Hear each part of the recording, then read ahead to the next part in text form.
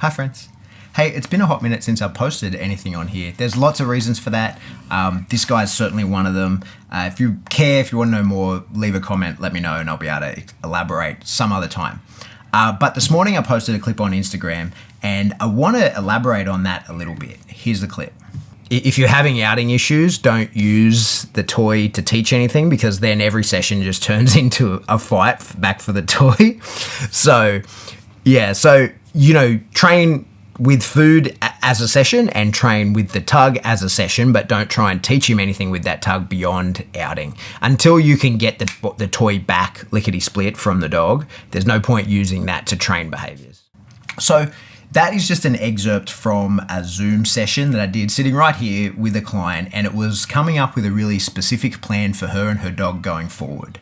And the thing with social media is, you got to keep posting, you got to stay current. And so I used that clip, just as a way to post something on Instagram and to, in my mind, I kind of was thinking this is a cool way to give away some free information. Maybe someone, maybe that helps people. Maybe people can draw some value from it. And I think for the most part, it's factual, it's true, and it's probably helpful to most people. But the thing about dog training is that, it's extremely nuanced thing, and there is no one size fits all. And since I posted that, it's even been sort of harping on me about how it's not actually true all the time.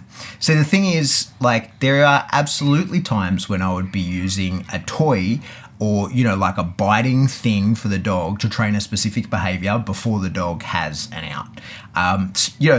With young police dogs, absolutely you're going to be doing this. You're going to be building drive and determination to get a sleeve and that sort of thing. And then you're just going to be sort of putting prey into another sleeve in order to get them to let go of it. The same might be true also in, detection work where you're teaching a dog to hunt. A green dog would be taught to hunt for a specific toy, and then, you just would go through the fight of getting it back from the dog. That would look like, restraining the dog and maybe choking him off of the toy, or maybe, putting some prey into another toy so that he spits that one out and shows desire for the other one. So the thing is, even though I stand by that advice, and for 99% of people, it's good advice, it's not always true. And the thing is, the people who are doing those things, doing the opposite of what I said, they're really good dog trainers. They know what they're doing and they're not looking for advice from me. But what ends up with is that there's conflict in the ether, in that in the social media space, there's advice from me saying one thing, and then there's videos from other people saying another. And there's this assumption that someone has to be right and someone has to be wrong. And I think that's one of the big issues that we face in dog training at the moment, is this assumption that someone is right and someone is wrong when we're talking broad picture, when in reality we can both be right given the specifics of the situation. The out is a really, a hot topic, and is, particularly pertinent to those points of the fact that there's many ways to teach it and there's pros and cons to all of them. There is no right way, there is no wrong way, there's just a bunch of different ways, and they all work kind of differently, and they all, when done correctly, end up with the exact same outcome at the end. And in fact, in that Zoom conversation that I was having that very day, we went on to discuss the 4 different ways that my client would be able to teach the out, and, came up with a specific way that she was going to be able to continue to teach that with her dog going forward, noting her and her own dog's situation. So, the post on Instagram, prompted some questions. It's been shared many times, and it's largely thought of as, reasonably good advice and accurate.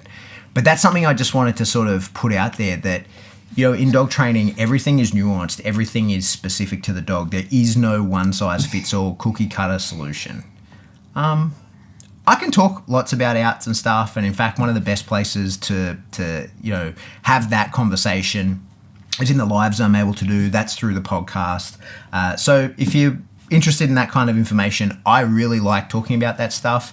I really like getting into the weeds on that. There's loads of platforms. They're probably all in the description below where you can check it all out. Anyway, that's it from me. See ya. What'd you think? What'd you think? What did you think? Yeah. What did you think? All right, let's hit stop. Oh, my little boo-boo. Did we get it? Were we recording?